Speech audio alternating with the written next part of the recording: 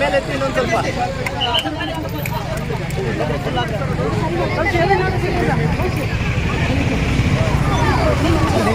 ಅದ್ರ ಮೇಲೆ ಹತ್ತಲಿಲ್ಲ ಪುಟ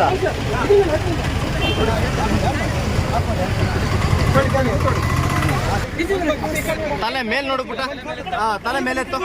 ಹಾಗೆ ಇರಲಿ, ಹಾಗೆ ಇರಲಿ, ಹಾಗೆ ಇರಲಿ.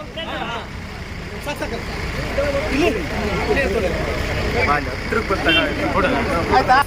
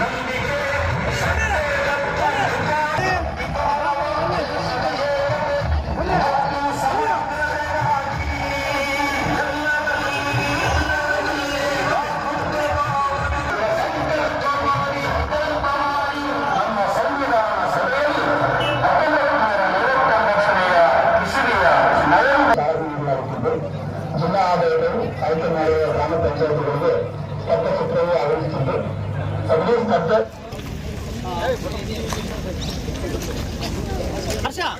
ಗಾಡಿ ಮುಂದೆ ಬಿಡ ಕೇಳು ಹಂಗೆ ಬಿಡು.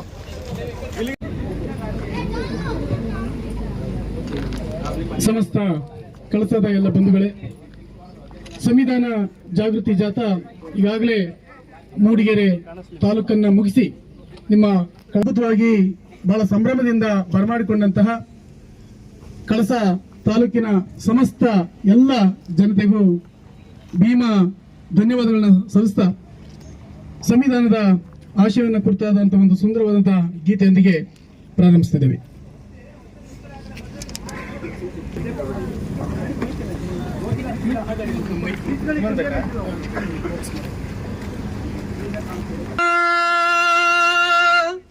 ಸಲಾಂ ಸಂವಿಧಾನ, ಜೈ ಭೀಮ್ ಇಂಡಿಯಾ, ಭೀಮ್ ಸಂವಿಧಾನ, ಜಾತ್ಯತೀತ ರಾಷ್ಟ್ರ ನಮ್ಮ ಭಾರತ, ವಿಶ್ವ ಭ್ರಾತೃತ್ವಕ್ಕೆ ಸಹಮತ, ಹಿಂದೂ ಕ್ರೈಸ್ತ ಮುಸಲ್ಮಾನ ಬೌದ್ಧ ಸಿಖ್ ಪಾರ್ಸಿ ಜೈನ ವೀರಶೈವ ಲಿಂಗಾಯತ ದಲಿತ ಹಿಂದುಳಿದ ವರ್ಗ ಎಲ್ಲರ ಹಿತ ಕಾಯುತ್ತಿದೆ ಸಂವಿಧಾನ. ಸಲಾಂ ಇಂಡಿಯಾ, ಸಲಾಂ, ಜೈ ಭೀಮ್ ಇಂಡಿಯಾ, ಜೈ ಭೀಮ್ ಸಂವಿಧಾನ. ಪ್ರಜಾಪ್ರಭುತ್ವದ ನಿಜ ಮಹತ್ವದ ವಿಶ್ವಕ್ಕೆ ಸಾರಿದ ಸಂವಿಧಾನ ಭಾರತ ಸಂವಿಧಾನ. ತಾಯಿ ಕರುಳಿನ ಸಮಾನ ನ್ಯಾಯವ ದೇಶಕ್ಕೆ ಹಂಚಿದ ಭೀಮದಾನ, ಜೈ ಭೀಮದಾನ. ಭಾರತ ದೇಶದ ಸಮಸ್ತ ಜನತೆಗೆ, ಸರ್ವ ಜನಾಂಗದ ಮಾನವ ಘನತೆಗೆ ನಿಜ ಸ್ವತಂತ್ರ ಕೊಟ್ಟ ಸಂವಿಧಾನ ಭಾರತ ಸಂವಿಧಾನ.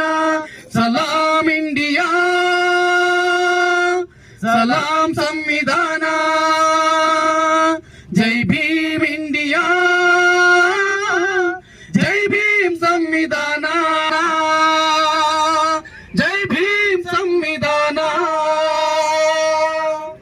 ಜೈ ಭೀಮ್, ಜೈ ಭಾರತ್. ಎಲ್ಲ ಗ್ರಾಮಸ್ಥರಿಗೂ ನನ್ನ ನಮಸ್ಕಾರಗಳು.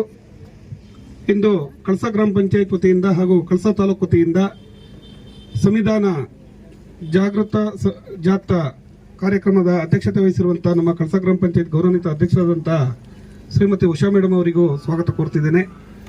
ಹಾಗೂ ಕಳಸ ಗ್ರಾಮ ಪಂಚಾಯತ್ ಉಪಾಧ್ಯಕ್ಷರಾದಂತಹ ರಂಗನಾಥ್ ಸರ್ ಅವರಿಗೂ ಸ್ವಾಗತ ಕೋರ್ತಿದ್ದೇನೆ. ಕಳಸ ಗ್ರಾಮ ಪಂಚಾಯತ್ ಗೌರವಾನ್ವಿತ ಎಲ್ಲ ಸದಸ್ಯರಿಗೂ ಸ್ವಾಗತವನ್ನು ಕೋರ್ತಿದ್ದೇನೆ.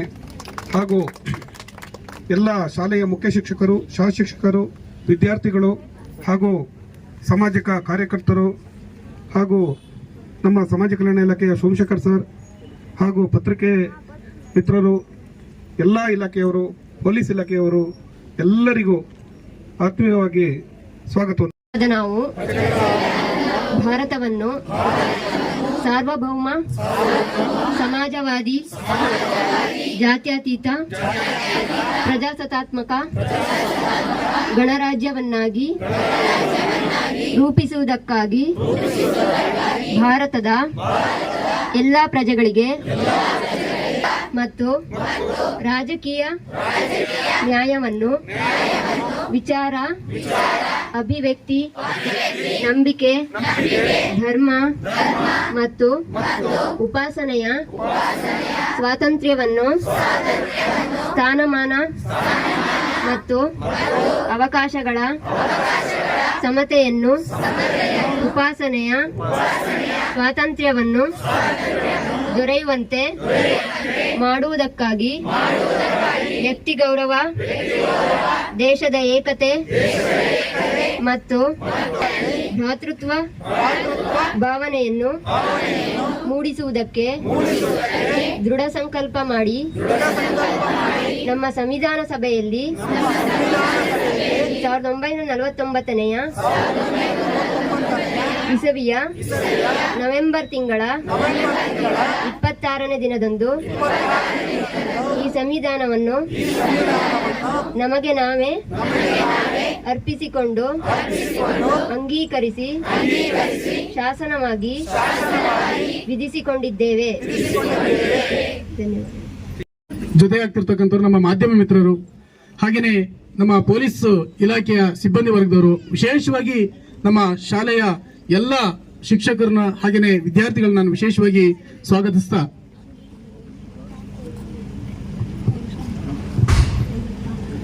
ಈ ಒಂದು ಸಂವಿಧಾನ ಜಾಗೃತಿ ಜಾಥವನ್ನ ಕುರಿತು, ಈ ಒಂದು ಕಾರ್ಯಕ್ರಮ ಕುರಿತು ಗ್ರಾಮ ಪಂಚಾಯತಿಯ ಉಪಾಧ್ಯಕ್ಷರಾಗಿರ್ತಕ್ಕಂತಹ ರಂಗನಾಥ್ ರವರು ಮಾತನಾಡಬೇಕಾಗಿ ನಾನು ಕೇಳ್ಕೊಳ್ತಿದ್ದೀನಿ. ಗ್ರಾಮ ಪಂಚಾಯತಿ ಅಧ್ಯಕ್ಷರಾದ ಉಷಾ ವಿಶ್ವನಾಥರವರೇ, ಗ್ರಾಮ ಪಂಚಾಯತಿಯ ಸದಸ್ಯರೇ, ಎಲ್ಲ ಇಲಾಖೆಯ ಅಧಿಕಾರಿಗಳೇ, ತಾಲೂಕು ದಂಡಾಧಿಕಾರಿಗಳೇ, ಈ ಮೆರವಣಿಗೆಗೆ ಒಂದು ಸೊಬಗನ್ನು ತಂದುಕೊಟ್ಟು ಬಿಸಿಲಿನಲ್ಲೂ ನಿಂತು ಮೆರವಣಿಗೆ ನಡೆಸಿಕೊಟ್ಟಂತಹ ಎಲ್ಲ ಶಾಲೆಯ ಮಕ್ಕಳೇ, ಎಲ್ಲ ಇಲಾಖೆಯವರೇ, ನಾಗರಿಕರೇ, ಸಂವಿಧಾನ ಜಾಗೃತ ರಥಯಾತ್ರೆ ಈ ದಿನ ಕಳಸಕ್ಕೆ ಬಂದಿದೆ. ನಾವಿಲ್ಲಿ ಅದ್ದೂರಿಯಾಗಿ ಸ್ವಾಗತ ಮಾಡಿಕೊಂಡು ಈ ಒಂದು ಸಭಾ ಕಾರ್ಯಕ್ರಮವನ್ನು ಮಾಡ್ಕೊಳ್ತಾ ಇದ್ದೀವಿ. ಭಾರತಕ್ಕೆ ಸ್ವಾತಂತ್ರ್ಯ ಬಂದ ನಂತರ ನಾವು ಹೇಗೆ ಬದುಕಬೇಕು, ಎಲ್ಲರಿಗೂ ಹೇಗೆ ನ್ಯಾಯ ಸಿಗಬೇಕು, ಎಲ್ಲರೂ ಸಮಾನವಾಗಿ ಹೇಗೆ ಬಾಳಬೇಕು ಅನ್ನೋ ಒಂದು ಕಲ್ಪನೆಯೊಂದಿಗೆ ಭಾರತದ ಒಂದು ಸಂವಿಧಾನವನ್ನು ರಚಿಸಲಾಯಿತು. ಅಂಬೇಡ್ಕರ್ ಅವರ ನೇತೃತ್ವದಲ್ಲಿ 2 ವರ್ಷಗಳ ಪರಿಷ್ಕರಣೆ ನಂತರ 1949ನೇ ಇಸವಿಯಲ್ಲಿ ಎಲ್ಲರಿಗೂ ಹೇಗೆ ಸಮಾನವಾಗಿ ಬದುಕಬೇಕು ಅಂತೇಳಿ ಕೆಲವೊಂದಷ್ಟು ಕಾಯ್ದೆಗಳನ್ನು ಹಾಕಿಕೊಂಡು ಕಾನೂನು ರೀತಿಯಲ್ಲಿ ಕಟ್ಟಕಡೆಯ ಪ್ರಜೆಗೂ ಕಾನೂನು, ಶಿಕ್ಷಣದಲ್ಲಿ ಎಲ್ಲರಿಗೂ ಯಾರು ಶಿಕ್ಷಣದಿಂದ ವಂಚಿತರಾಗಬಾರದು ಅಂತ ಶಿಕ್ಷಣವನ್ನು, ಎಲ್ಲರಿಗೂ ಒಂದು ಸಮಗ್ರವಾದ ಬದುಕನ್ನು ಕೊಟ್ಟು ನಮ್ಮ ದೇಶದ ಒಂದು ಬದುಕು ಹೇಗಿರಬೇಕು, ನಾವು ದೇಶ ಅಭಿವೃದ್ಧಿ ಹೊಂದಲಿಕ್ಕೆ ನಾವು ಏನೇನು ಯಾವ ರೀತಿ ಬದುಕಿದ್ರೆ ನಾವು ದೇಶ ಹೇಗೆ ಮುಂದುವರಿಬಹುದು ಅನ್ನೋ ಒಂದು ಅದ್ಭುತ ಕಲ್ಪನೆಯೊಂದಿಗೆ ನಮ್ಮ ಒಂದು ಸಂವಿಧಾನ ರಚನೆ ಆಯಿತು. ಇಷ್ಟು ದಿನಗಳ ಕಾಲ ಈ ಒಂದು ಸಮಾರಂಭದ ಅಧ್ಯಕ್ಷತೆಯನ್ನು ವಹಿಸಿದಂತ ಕಳಸಾ ಗ್ರಾಮ ಪಂಚಾಯಿತಿಯ ಅಧ್ಯಕ್ಷರಾದ ಉಷಾರವರೇ, ಹಾಗೆ ಈಗ ತಾನೇ ಮಾತನಾಡಿದಂತ ಉಪಾಧ್ಯಕ್ಷರಾದಂತ ಮಿತ್ರರು ಆದಂತ ರಂಗನಾಥರವರೇ, ಹಾಗೆ ಈ ಒಂದು ಕಾರ್ಯಕ್ರಮವನ್ನು ಆಯೋಜನೆ ಮಾಡಿದಂತ ಸಮಾಜ ಕಲ್ಯಾಣ ಇಲಾಖೆಯ ಎಲ್ಲ ಅಧಿಕಾರಿ ವರ್ಗದವರೇ, ಹಾಗೂ ಈ ಒಂದು ಭಾರತ ಸಂವಿಧಾನದ ರಥಯಾತ್ರೆಯನ್ನು ಯಶಸ್ವಿಗೊಳಿಸಲಿಕ್ಕೆ ಬಂದಂತ ಶಾಲೆಯ ಮಕ್ಕಳೇ, ಉಪಾಧ್ಯಾಯರೇ, ಹಾಗೆ ಕಳಸಾದ ನಾಗರಿಕ ಬಂಧುಗಳೇ, ಕಳಸಾ ಗ್ರಾಮ ಪಂಚಾಯಿತಿಯ ಎಲ್ಲ ಅಧಿಕಾರಿ ವರ್ಗದವರೇ, ಹಾಗೆ ತಾಲೂಕು ಕಚೇರಿಯ ಎಲ್ಲ ಅಧಿಕಾರಿ ವರ್ಗದವರೇ, ಹಾಗೆ ನಮ್ಮ ಮಾಧ್ಯಮ ಮಿತ್ರರೇ, ಈ ಭಾರತಕ್ಕೆ ಸ್ವಾತಂತ್ರ್ಯ ಬಂದ ನಂತರ ಈ ಸಂವಿಧಾನ ಅಂಬೇಡ್ಕರ್ ಅವರ ಅಧ್ಯಕ್ಷತೆಯಲ್ಲಿ ಜಾರಿಗೆ ಬಂತು. ಸಂವಿಧಾನದಲ್ಲಿ ಈ ಒಂದು ಜಾತ್ಯತೀತ ಪರಿಕಲ್ಪನೆ, ಹಾಗೆ ದುಡಿಯುವ ವರ್ಗದ ಜನ ಎಲ್ಲ ರಾಜಕೀಯವಾಗಿ ಎಲ್ಲ ತಮ್ಮ ಒಂದು ಅಧಿಕಾರವನ್ನು ಪಡೆಯಲಿಕ್ಕೆ ಈ ಒಂದು ಭಾರತ ದೇಶದ ಸಂವಿಧಾನದಿಂದ ಇವತ್ತು ಆಗಿದೆ. ಈ ಒಂದು ಸಂವಿಧಾನ, ಈ ರೀತಿಯ ರಚನೆ, ಇದು ಜನರಲ್ಲಿ ಎಲ್ಲರಲ್ಲಿ ಜಾಗೃತಿ ಮೂಡಿಸಲಿಕ್ಕೋಸ್ಕರ ಸರ್ಕಾರ ಈ 75ನೇ ವರ್ಷದ ಈ ಸಂವಿಧಾನದ ಒಂದು ಅಂಗವಾಗಿ ಇದು ಪ್ರತಿಯೊಬ್ಬ ಪ್ರಜೆಗಳಿಗೂ ಅರಿವಾಗಬೇಕು.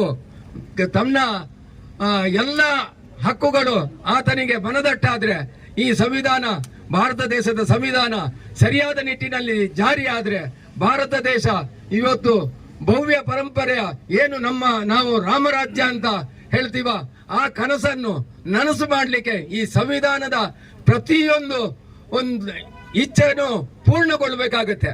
ಆದ್ರಿಂದ ಈ ಸಂವಿಧಾನದ ಒಂದು ಯಥಾಸ್ಥಿತಿ ಈ ಏನು ಅಂಬೇಡ್ಕರ್ ರವರ ಕನಸಿತ್ತ ಅದರಂತೆ ಇವತ್ತು ಜಾರಿ ಆದ್ರೆ ನಾವೆಲ್ಲರೂ ಭವ್ಯ ಭಾರತದ ನಿರ್ಮಾಣಕ್ಕೆ ಸಾಕ್ಷಿ ಆಗ್ಬಹುದು ಅಂತ ಹೇಳ್ತಾ ನನಗೆ ಮಾತಾಡ್ಲಿಕ್ಕೆ ಅವಕಾಶ ಮಾಡಿಕೊಟ್ಟಂತ ಜನ ಜಾಗೃತಿ ಜಾಥಾ ಕಾರ್ಯಕ್ರಮದ ಅಧ್ಯಕ್ಷತೆ ವಹಿಸಿರ್ತಕ್ಕಂಥ ಗ್ರಾಮ ಪಂಚಾಯತಿ ಅಧ್ಯಕ್ಷರಾಗಿರ್ತಕ್ಕಂಥ ಉಷಾ ಅವರೇ, ಹಾಗೆಯೇ ಗ್ರಾಮ ಪಂಚಾಯಿತಿ ಉಪಾಧ್ಯಕ್ಷರಾಗಿರ್ತಕ್ಕಂಥ ಇನ್ನೋರ್ವ ರಂಗನಾಥ್ ಅವರೇ, ಹಾಗೆಯೇ ಎಲ್ಲ ಇಲಾಖೆಯ ಜವಾಬ್ದಾರಿಯುತ ಅಧಿಕಾರಿಗಳೇ, ಇವತ್ತು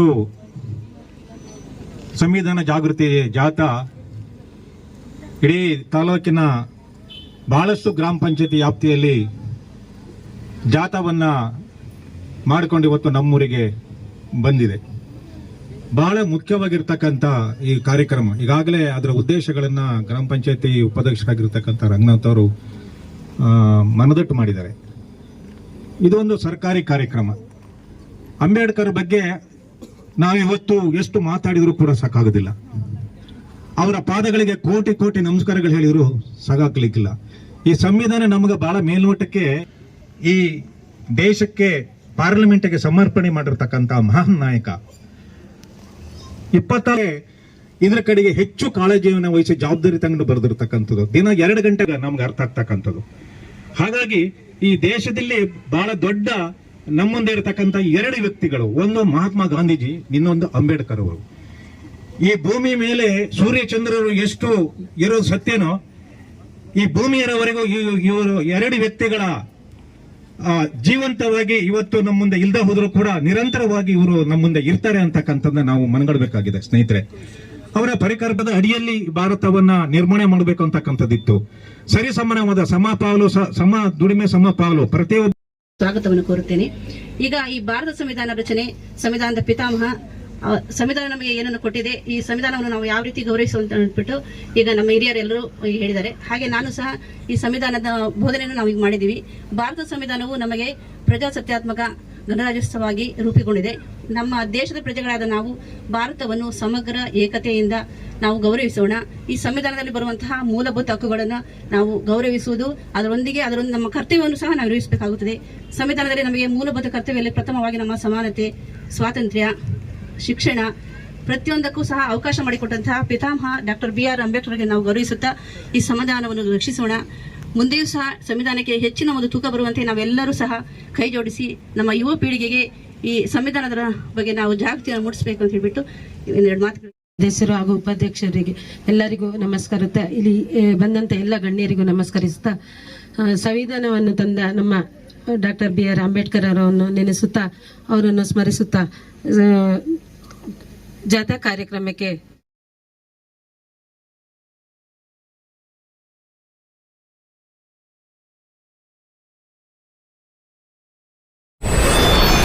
ವಿಡಿಯೋ ನೋಡಿದ್ದಕ್ಕೆ ಧನ್ಯವಾದಗಳು. ಮುಂದಿನ ವಿಡಿಯೋದಲ್ಲಿ ಸಿಗೋಣ. ವಂದನೆಗಳು.